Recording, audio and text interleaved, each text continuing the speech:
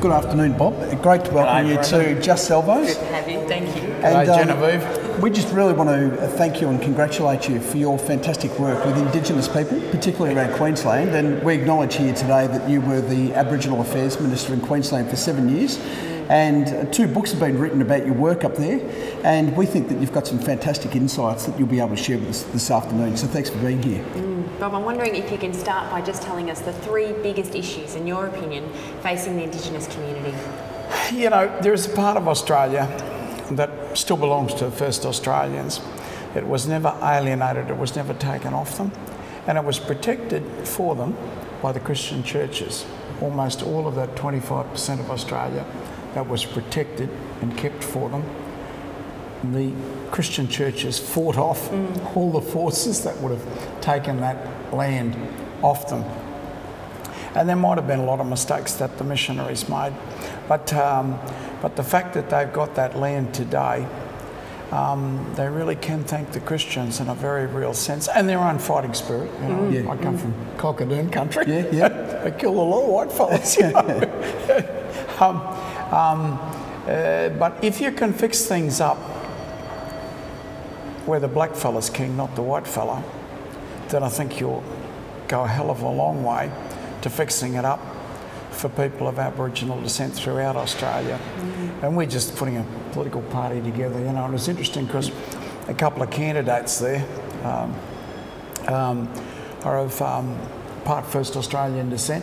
And we consider it's probably an asset now. You know, in days past it would have been a very big handicap. But we've come a long, long way in our country, and we want to acknowledge that we have. I don't think we've gone anywhere near as far as America has. I've only ever been overseas once, and it was a very, very brief trip.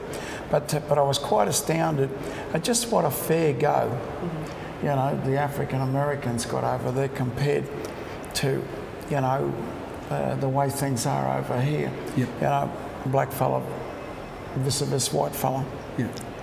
It's interesting what you mentioned about that we've come a long way, but there also seems to be a really long way to go. What else can governments be doing to really help further the cause? Well, you've got to find out what the problem is. The Aboriginal communities in Australia had, when I was appointed minister, just about, no matter what social indicator you wanted to look at, whether it was alcoholism or crime or unmothering or whatever dreadful indicator you want to look at, they're probably world leaders. Now you say, well, why is that the case? And 2 things. One of the things was Christianity didn't take hold. And when a lot of the missionaries, and misguided really, took the children off the parents, I don't think that that got Christianity a very good name. In the Torres Straits, if there is a place on earth where Christianity is practiced, it was the Torres Straits in the 1980s. I don't want to pass on what it is now, but in the 1980s, you never had a meeting without having singing a hymn, or you know, their national holidays, the coming of the light day, and it was interesting. But the missionaries there were black missionaries from Vanuatu, so God's word, the coming of the light, they call it, is that right? Was brought in by the black missionaries, whereas with the first Australians, they were mostly Englishmen. They weren't even Australians, you know, and maybe that had something to do with it too. But it's catching fire now in a big way. I mean, when I go to Yarrabah, now he's down doing hymn singing. Now he's practicing the guitar for church on the weekends. And really, you know, God most certainly has come up with 5, 6 priests at Yarrabah, you know, ordained priests at Yarrabah. So, and that's pretty typical of all the other communities. We trying to get a crucifix up on Mount Bartle Frere, and Pastor George Rosendale, I said, you're getting very frail, George, I need somebody. And he recommended Nolly Pearson, because Nolly is a very strong believer these days. So he's on the group that's taking the crucifix up Mount Bartle Frere. Fantastic. Well, you talked about some of the social indicators that are, you know, really quite appalling between non-Indigenous and Indigenous people in Australia. Why do you think we're still there? Why can't we move forward? What needs to be done? And is something like the intervention helpful? Well, you got to understand that 4 generations of children were taken off their parents, effectively by the government. But unfortunately, we're not entirely innocent either. When my father bought the Picture Theatre in Cloncurry, when they were doing the panegyric, he was a pretty famous man, they said he removed the steel bars that separated the Aboriginal part of the Picture Theatre from the whitefellow part of the Picture Theatre. And I didn't think about it much at the time. I knew my father doing really good ownership of the Picture Theatre.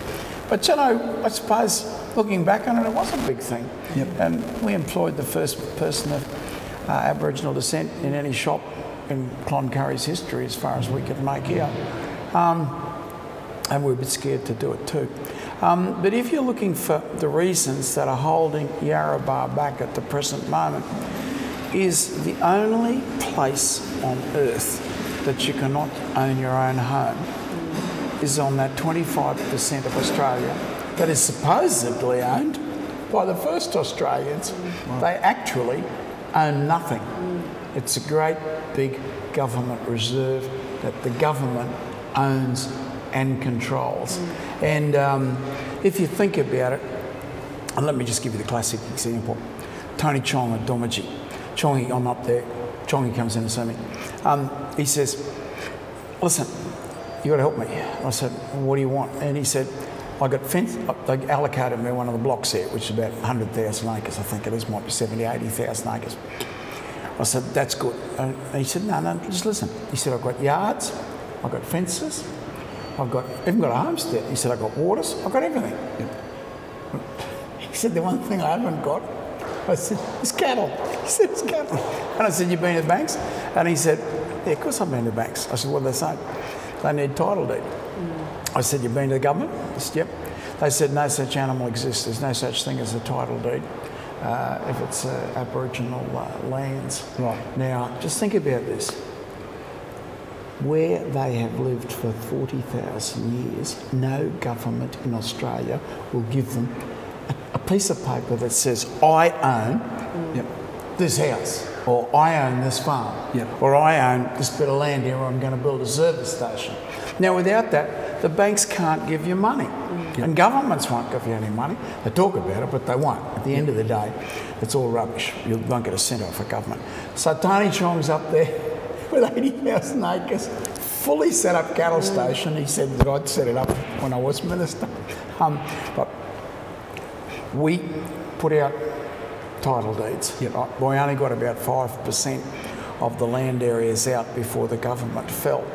And then, for reasons I won't bore you with, the incoming government just abolished all of the machinery to issue title deeds, so you can't get a title deed. So the only place on earth where you're not allowed to own your own home is where the first Australians live. And that is just terrible, terrible, terrible.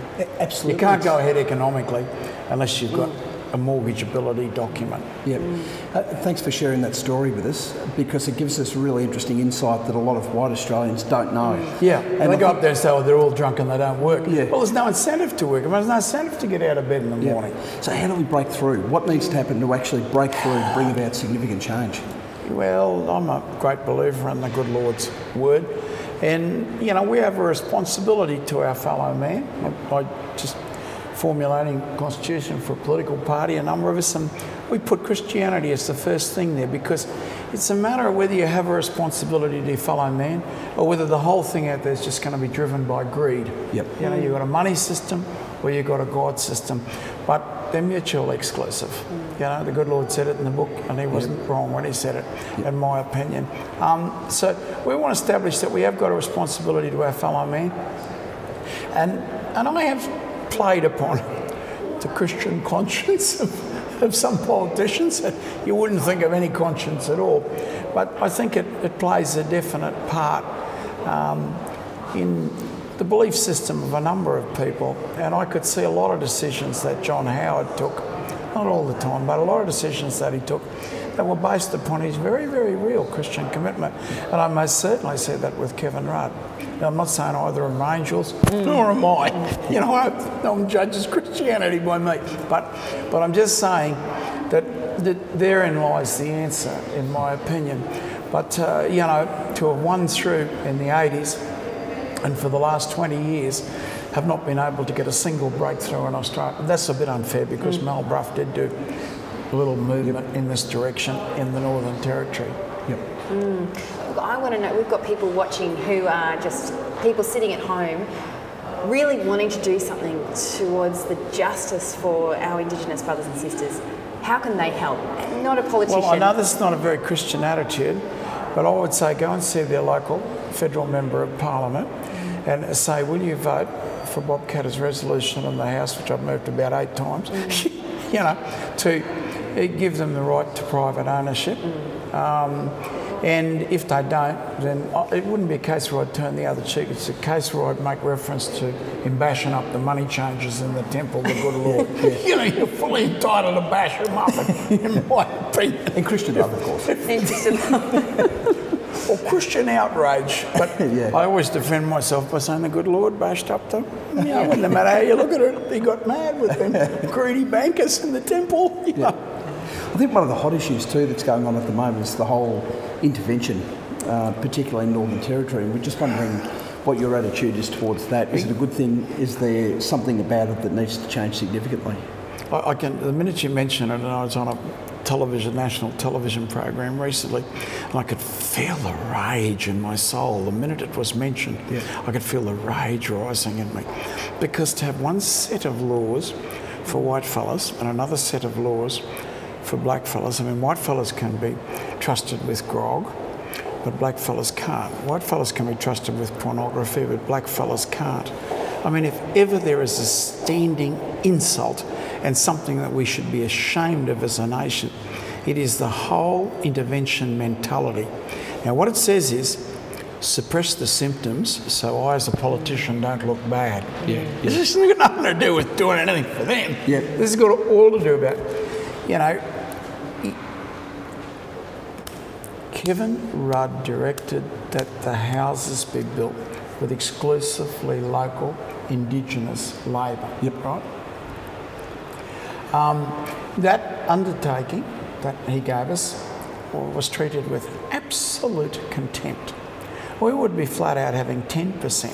And you know, what we black fellas do is we carry the bricks for the white fellas and get cups of tea for them and clean up afterwards, right? They are the people that actually build the houses. Now, when I was minister, there were black fella blokes running the outfit, not white fella blokes. And they got, I had nothing to do with it, they got a decision out of all the various powers that be at the time, that all of the houses be built by exclusively local Indigenous labour. Now, I mean, that would instantaneously create 2,000 jobs in those communities in North Queensland and the Northern Territory, and to a lesser extent the North and Western Australia. And look, you give people responsibility. We built over 2,000 houses with exclusively local labour. And I just, it's such a great story, I can't help but tell. A bloke called Greg Wallace from Hopevale, very religious. The Lutherans done a marvellous job at Hopevale. Greg Wallace was put in by another Hopevale boy, Rosendale, whose father was one of the first ordained ministers in Australia, brother, sorry. But he put Greg Wallace in. Greg Wallace dreamed up this idea of work for the dole. And it went on 60 Minutes. There was such a positive reaction. The only time 60 Minutes ever done a repeat program, ever in its history. There was such a positive reaction. Greg Wallace thought that. Nolly Pearson's brother, Gerhard, rang me up and he said, hey, listen, why don't we use this money now that Lester and Lawsy and the boys, they've got this decision that all the houses be built by black fella labour instead of white fella flying, slap it up labour. But why don't we use the work for the dole money as well? We can build twice as many houses. And I said, hey, Gerhard, you get the Nobel Prize this year. I'm recommending you for the Nobel Prize. So we ended up building 3 times as many houses as we were building before. Of course, we mobilised this labour. We had to top it up to award wages. You know? But instead of sitting around doing nothing, they were suddenly building the houses. And this was another interesting aspect was the maintenance. I remember at a place called Kianyama dropped clean in half. And I said, hey, Shane, the figures are wrong for Kianyama. And he said, they're not wrong, they're right. I said, maintenance has dropped in half, give me a break. He said, since they started building the houses themselves, the maintenance on the existing houses has dropped in half. They somehow now believe that they own the houses. Yeah, it's fantastic. Which, you know, we've got the deeds of grant going through, so they will own the houses shortly anyway.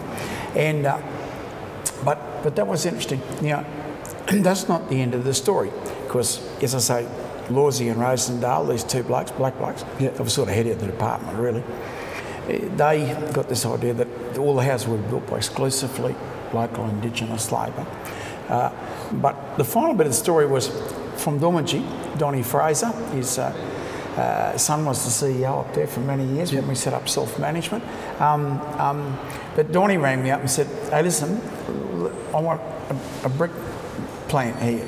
I said, "Fair go, mate. I mean, it's very sophisticated, you know, industry." I mean, he said, it's not, we can do this, there's no problem at all. And I said, "Well, how come you worked in a brick?" He said, "Yeah." I said, "You serious?" "Yeah." So we bought one, tried it out, went terrifically well, so we bought 8. Yeah. So we were making the bricks, concrete blocks. They had to meet best of specifications, same as any blocks you buy in Australia, concrete block. Just the most magical success story.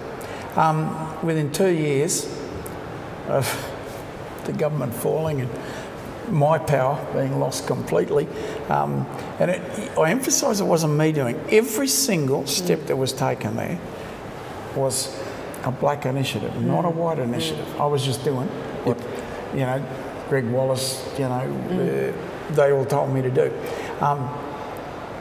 But within 2 years, that program was shut down and we went back to white contractors being flown in, slap it up, fly back out again.